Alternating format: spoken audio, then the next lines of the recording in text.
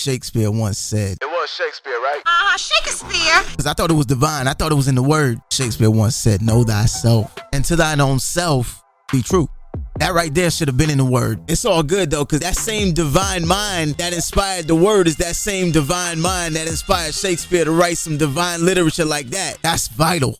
Testing the effects. Alright, let's see. Hold on. Let's see what that is. Okay, I think we're good. Y'all ready? Yeah, we're good. Let's go. Yeah, what up, people? That's Vital Podcast, episode 15. I like that. Yo, shout out to those who support and who believe. Those who supported and believed up until this point, and the people that continue to believe in me. Yeah, you hear the new mic. I got some new equipment. I got buttons. I got auto-tune. I got all kind of stuff, yo. I'm still learning how to work this thing. Check this out. I got a little...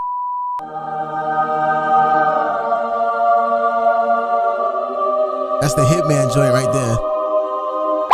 Alright, that's enough. Anyhow, yo, you see it. I got buttons. Yeah, this new setup is incredible, yo. Like, I'm really stoked about this. Check it out. Mind calming. Stilling that small voice within. It's the auto-tuner right there. Oh, yeah. I can even do like a gender switch on this thing, yo. This is crazy. I want to make sure my gain is up high enough because last thing I want is to have a podcast where you're struggling to hear whoever it is speaking. You're in your car and you got the speakers maxed out. All of a sudden a phone call comes through. Jesus! Yeah, I'm not trying to be that guy. If you're new to this podcast, or this is your first time listening, the way that my podcast is set up, it's kind of like a roller coaster. And it's a different one each time. It might be a launch. I might come right in full force. I might take it up gradually, start off at the bottom. I'm not really a big fan of like stat quo structure. What I mean is like, I'm not trying to have no classroom session. Like I want this to be enjoyable, like a morning radio show or something vibing, you know, where you're in your car driving, we're vibing. You're at the house cleaning, we're vibing. You're in the gym working out, we're vibing. You're on a run, we're vibing. You know, you're freaking low-key at church with your headphones in because the sermon is boring and you're trying to keep from falling asleep. We're vibing. Who really gives a? Just pop one in. No one needs to know what you got going on in your personal seat and in your personal life, in your personal corner, wherever you're sitting, whatever you're doing, it's considered your personal space. It's your ship. Fear will have your ship frozen right in place. Fear is a weight that anchors your ship down. Every one of us succumb to fear at some point or another. It takes the same effect on us. It doesn't look the same, but it takes the same effect like you see in the scary movies and the slasher films like Scream. Ghostface shows up and the victim is just frozen in fear. And you're like, go, run. Like, what the frick are you doing right now, yo? It's like they stuck in stupid. They frozen and their stupidity has you shouting at the screen. You be sitting there like, man, if that was me, I'd have been out of there so quick. I'd have hit him over the head with the crock pot. Oh, these damn movies be pissing me off so bad. What does it mean to be frozen in fear? Killing all your progress. Mental paralysis. Fear will have you stuck in your analytical state of mind where now you're just overthinking everything. You're overanalyzing. Now you don't know what decision to make. It's almost like you done told yourself, yo, for fear's sake, let's apply personal protection. Let's stand here and not move in any direction. Fear, like most things in life, becomes a cycle. Recognize patterns. You know how to recognize patterns. The mind is infinite. There's always new ideas to be found. There's always new thoughts to be uncovered and discovered, compelling you to move in new ways to new places, meeting new people and having new experiences, different experiences. And then one day just having a casual experience at the right place and at the right time. You talk to the right person about the right thing and it creates the right experience. And then boom, the entire trajectory of your life is changed forever as a result. Boom, overnight success, whatever that looks like to you. Not saying that you got to become this person that everyone knows and that, oh my God. I just say that to say that's one of the many things fear prevents a person from achieving, getting to your personal best. Achieving your personal best, that's real success. But you may just be getting to that next level. Whatever that next level you've been wanting to get to, you're like, yo, I just want to get there. Like, I want to make it there, whatever that is. Imagine, if you will, for a second, a pyramid. Each and every one of us coming into this life starts our life on that first degree, the bottom of the pyramid, miseducated, not intentionally and not entirely, but to a degree. For many, because that education is all that's been known, it's the only thing that seems real. That's why fear is nothing more than simply false education appearing real. It's like looking at people. You see them for what they could be. They'll start becoming what they should be. You see fear for what it could be,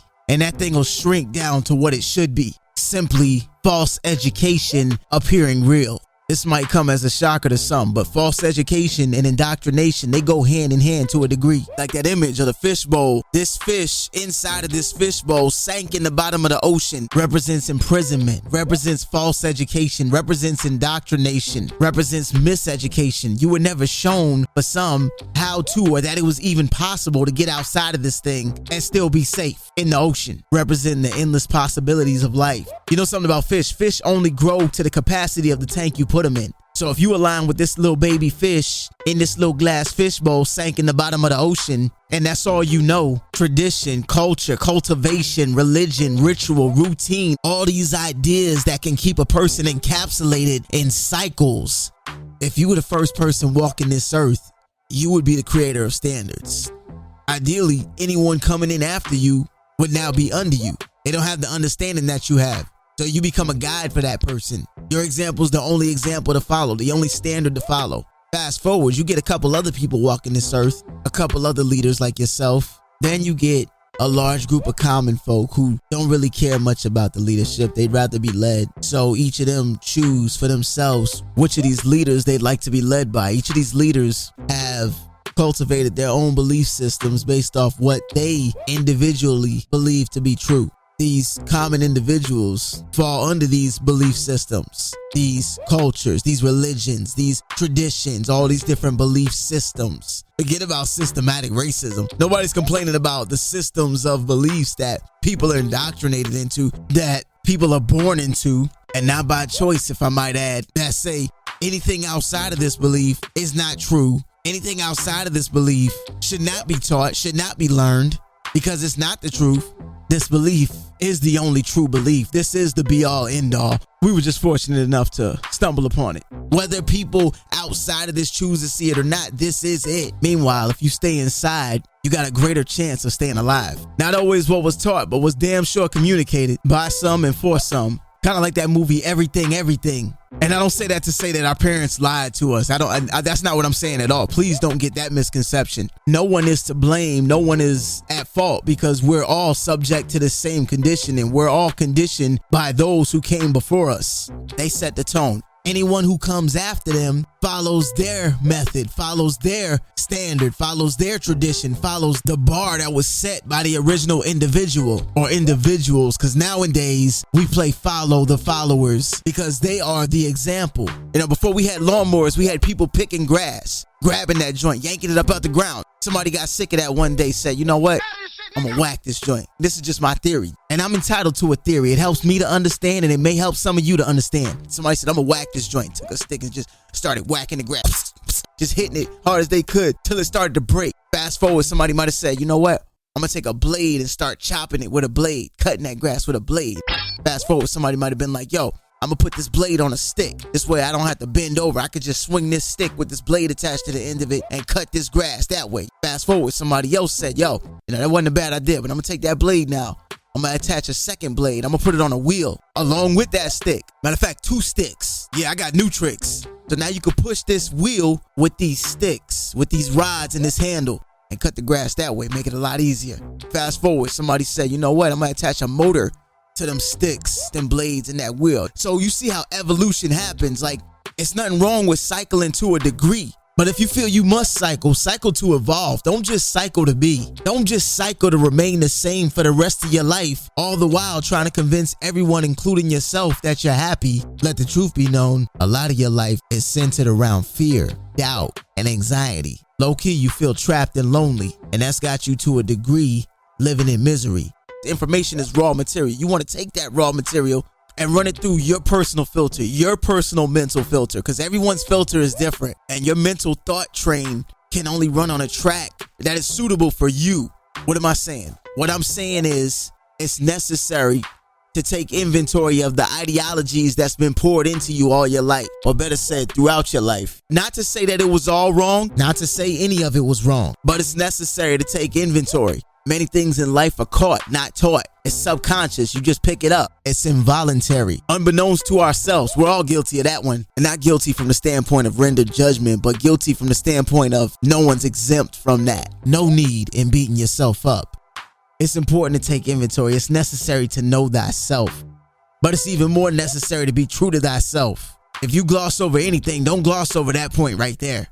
Having and honing in on this renewed awareness, studying you, learning you, understanding you on a deeper level. That's what it means to know you. Not just simply, oh, I know what I like, I know what I don't like. No, actually knowing you and trusting you because you're honest with yourself. That's the pivotal point that could pass a person by right there if they're not aware. Because being honest with self can be one of those easier said than done things. Being honest with self sometimes can come at the behest of pissing off everyone else, especially when your movements now start to align with that honesty of self. But that's when your purest character is fortified, when you just straight honest with yourself, regardless of how anyone else feels, regardless of how anyone else thinks, and regardless of how anyone else sees you or may see you. Those who mind don't matter, and those that matter won't mind. Honesty with yourself is surety within yourself, and people tend to follow those who are sure of themselves. Fear will lead to distraction, derailment from your intended course of action. Fear will lead to procrastination, where now that train that's carrying you to where you desire to be in life has jumped track. It's now become distracted, and now it's got you heading in a direction that not only do you not intend to go, but you may not like being there when you get there. Remember, fear is a weight that anchors your ship. Information is raw material, and you want to take this material and evolve this material. Excuse me, is that the right word? Yes, and evolve this material. You don't want to just take that material and do the same old thing, repeat the same old methods and the same old traditions and hold the same old standards for years and years to come, but expect something new to happen, like insanity. You know, they used to say insanity is doing the same thing over and over again with the expectation of a different result. And that's why you got so many people walking around in this world claiming that they're happy. They're not convincing anyone. They're not convincing themselves. People know you're not happy. When you're walking around with your face looking stush, stank, and chagrin all the time, you're not really happy. When it's hard for you to crack a smile and all you can do is talk smack behind someone's back, it's because you're not happy. You could change that at any point in time. You don't have to be locked into the fear. Something that you need to understand about fear is fear can't be approached half-heartedly if you plan to contend with it. You got to approach that joint head on. You got to give it everything you got. You got to be on the offensive every single day. Stay ready so you never have to get ready. No casual-ish, because this thing's going to punch you in the face. You ever been punched in the face? You be talking cash shit before you get punched in the face. As soon as that first punch connects, reality kicks in quick.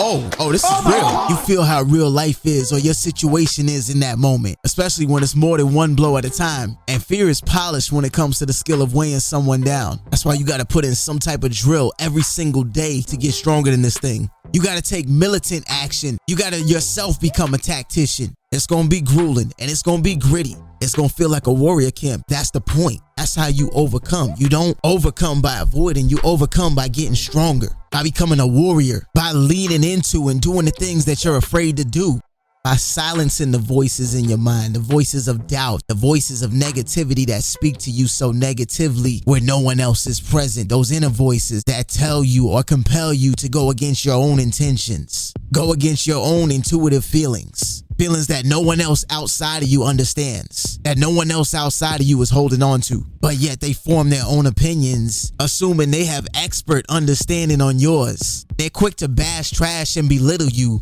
regarding all the wrong that they believe in their minds you do, giving you freely their words and their opinions to make you feel like doo-doo. And instead of offering up a genuine word of wisdom, they love to give you pessimism and limiting beliefs. Voodoo. Truth be told, these people don't give a damn and two fricks about you. It's like segue, the law of silence. Speak only when necessary. Say only what's necessary. Words are energy. You tell somebody your plan, whatever your plan might be. Yo, I'm going to lose weight. I'm going to get in shape. I'm going to be successful. I'm going to do this. I'm going to do that. Whatever your plan might be, you tell somebody. You tell one person. That's one mind.